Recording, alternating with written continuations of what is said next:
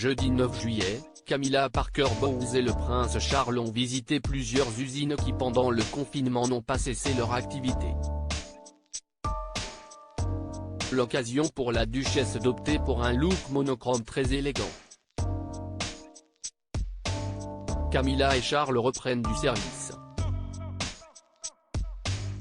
Après plusieurs mois de confinement, le couple royal est de retour sur le devant de la scène et multiplie déjà les engagements officiels. Et notamment ceux à travers le pays pour remercier celles et ceux qui sont restés mobilisés pendant la pandémie de Covid-19. Ainsi, jeudi 9 juillet ce n'est pas une mais deux sorties officielles que le prince Galles et la duchesse de Cornouailles ont effectuées. Dans un premier temps, ils se sont rendus au Asda Distribution Centre à Bristol, avant de visiter l'usine de chemises Turnbull à Gloucester, qui a fabriqué des équipements pour le personnel soignant des hôpitaux britanniques. Pour l'occasion, Camilla Parker Bowles avait fait dans la sobriété. Désormais elle aussi adepte du namasté pour saluer de loin, comme son époux avant le confinement, la duchesse avait opté pour un ensemble jupe midi et veste crème.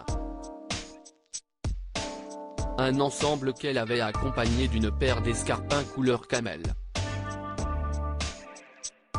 Sobre mais efficace pour la duchesse, qui est une habituée des tenues monochromes, notamment verte, sa couleur fétiche.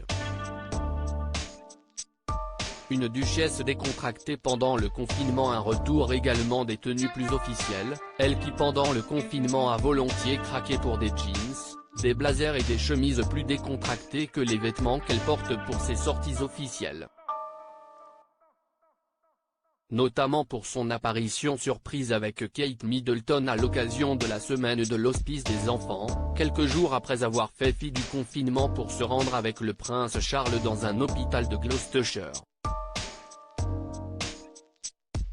Une sortie sous haute protection pour le couple royal, qui a respecté d'importantes distances de sécurité avec les employés de l'établissement hospitalier, qu'ils ont rencontrés en extérieur. Ils ont ainsi pu remercier les personnes travaillant pour l'organisation NHS Foundation Trust, même s'ils ne portaient pas de masque de protection.